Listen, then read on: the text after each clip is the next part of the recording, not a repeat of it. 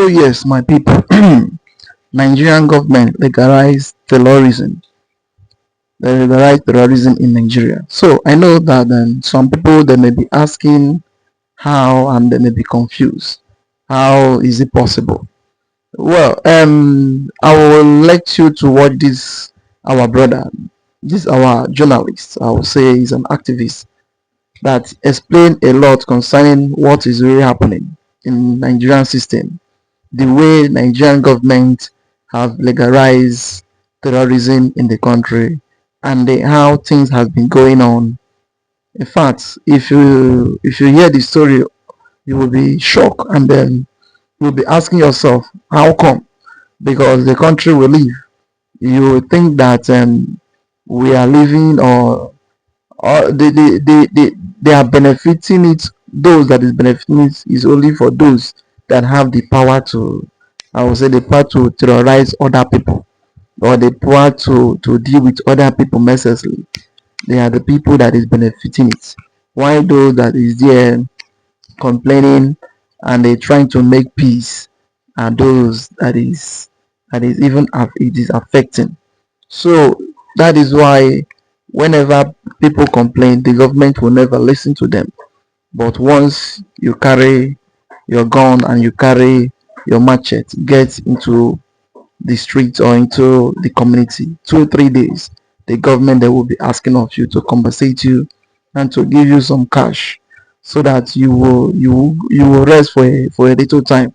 Then once the money finish, you will stand up again and start doing what you want to do. So in fact, there's a lot going on in Nigeria. So as you're about to watch it, I would like you to subscribe, like, and share the video to go around the world for everyone to see the injustice and the evil things happening in Nigeria.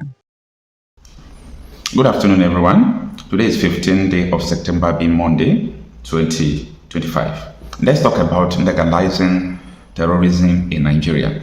You know, like play, we have seen that terrorism has been legalized in Nigeria. And even anybody tells you that the war against terrorism will be won one day in Nigeria, the person is dreaming. The person don't understand what insecurity is. The person don't understand the system that is keeping insecurity in Nigeria going. Now, about 3 weeks ago, or that is 2 weeks ago, there is an attack that happened in Castina Mosque. You all heard about the news where 30 Muslims were killed in the mosque.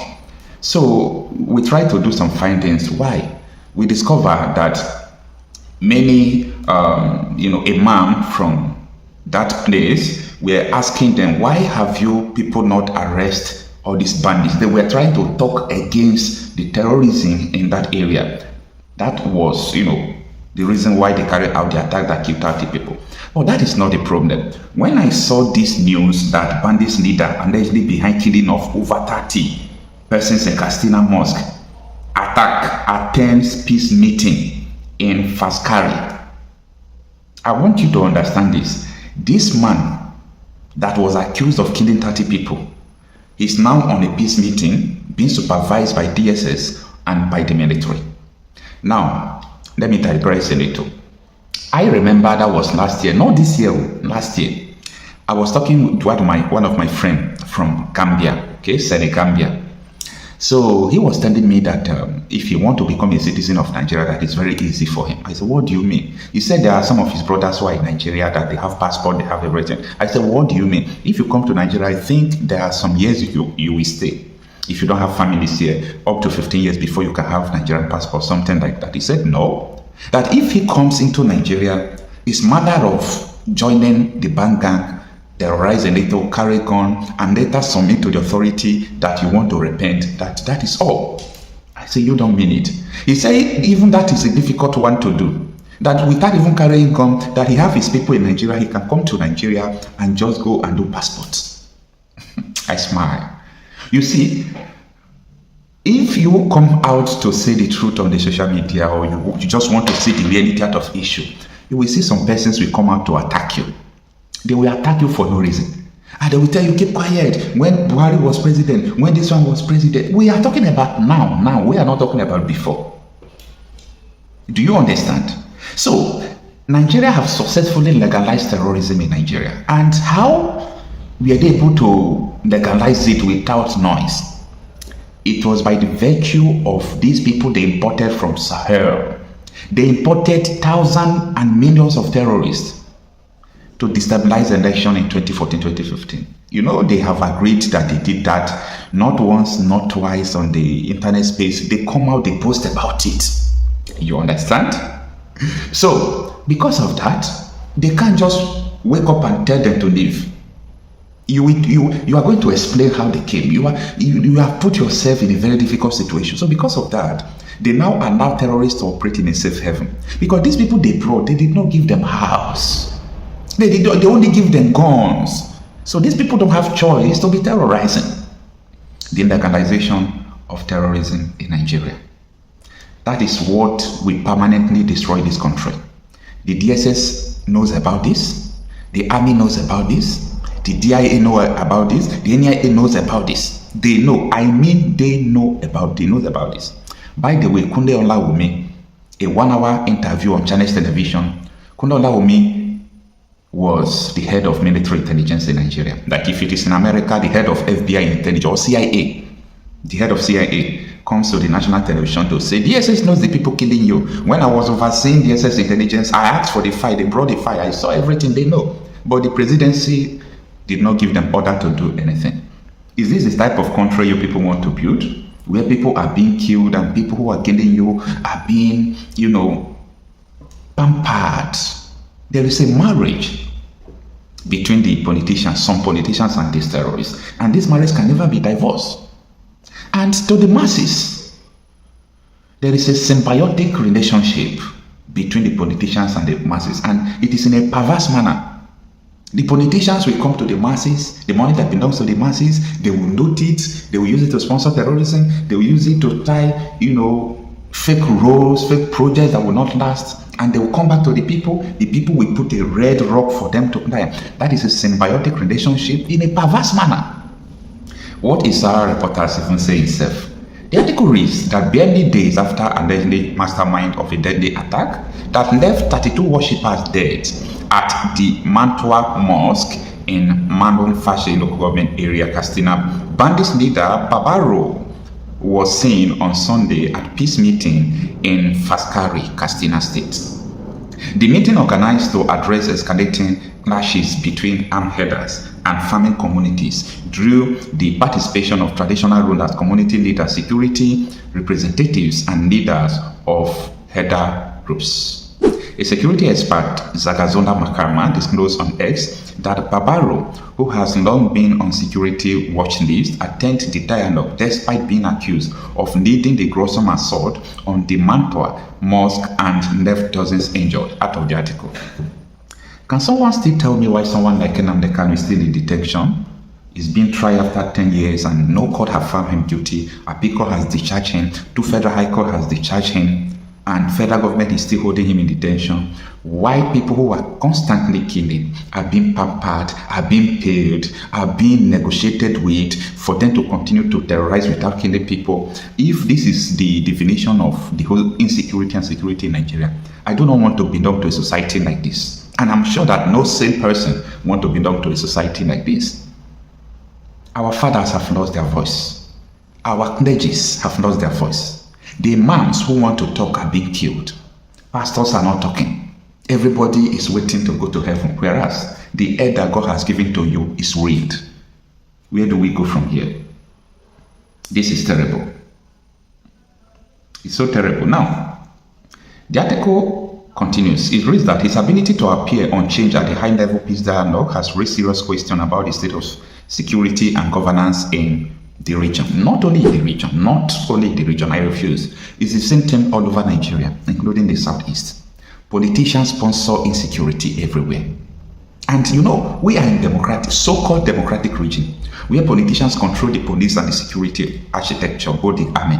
So the army, even the CDS, don't have say, because with one call, he will be removed. This is a terrible situation. The article continues that the peace meeting of this nature have become a recurring strategy in Castina and other troubled states across Nigeria Northwest, where banditry and farmer herders conflict have led thousands dead and displaced countless families in recent years.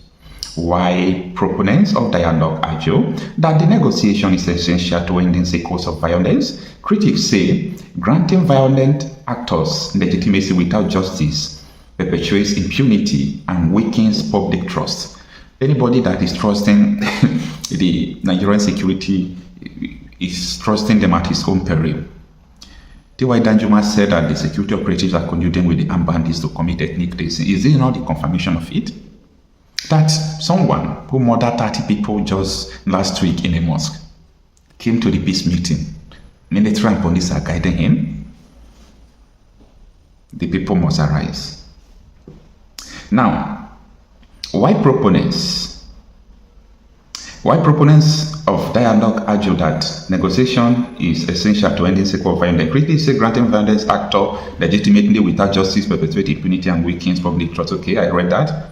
This is in that two article. It says, as of Sunday evening, there was no official statement from Katsina state authorities regarding Ado Andero, Isiya, Kwashen, Garwa, and Babaro's presence at the meeting, or whether they remain wanted in connection with the killings and kidnapping in the state. However, for many in Katsina, the incident has deepened fears that justice for the victims of the massacre may never be served, even as leaders continue to pursue fragile peace efforts in the region. The end of the article.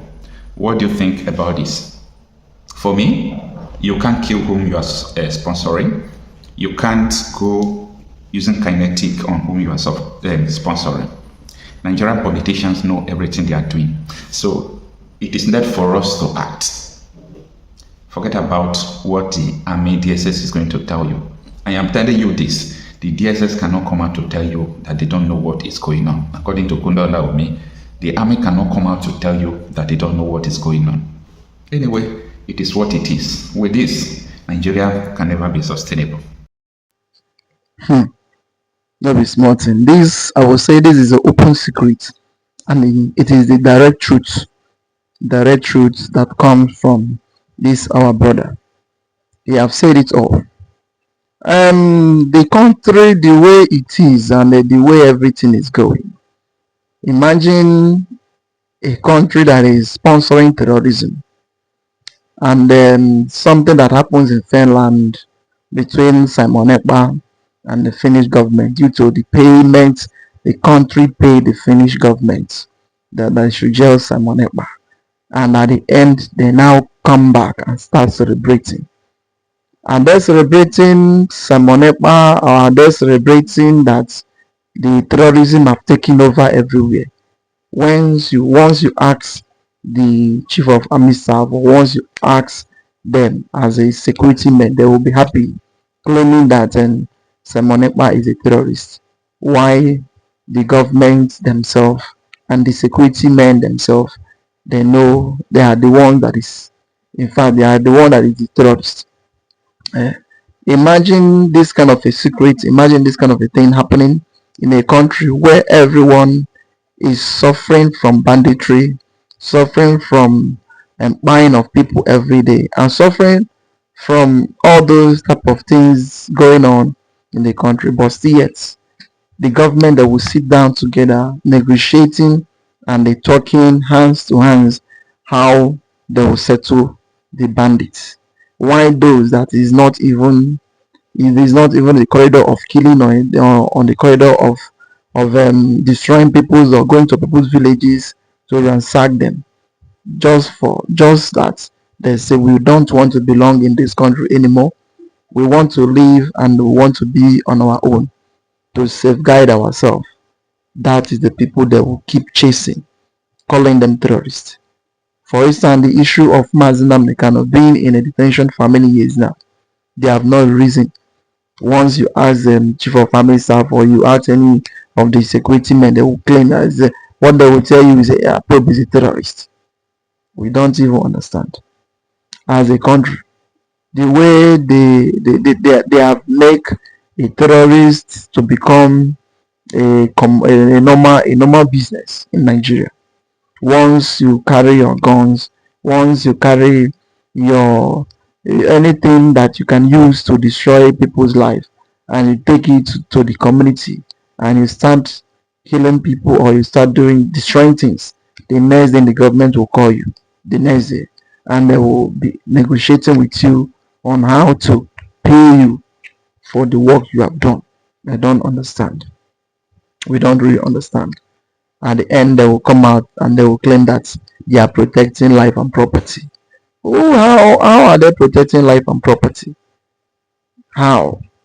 Because sometimes once you sit down and you start thinking about all those things, you'll be asking yourself how.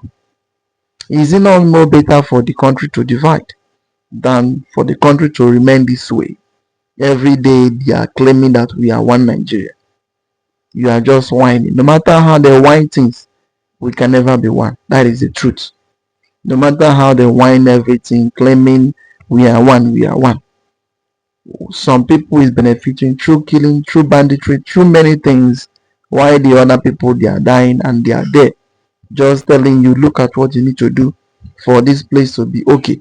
The next thing you tag them terrorists and you start destroying them, and but the next thing you start taking your soldier and everything down to their place to kill them in the name of they say enough is enough. In fact, it is too much. It is too much. Well, we know and we believe that one day the world will hear the cry of the masses and they will hear the cry of Biafra, and the world will hear the cry of the people, because I know the reason why is like all those things happening.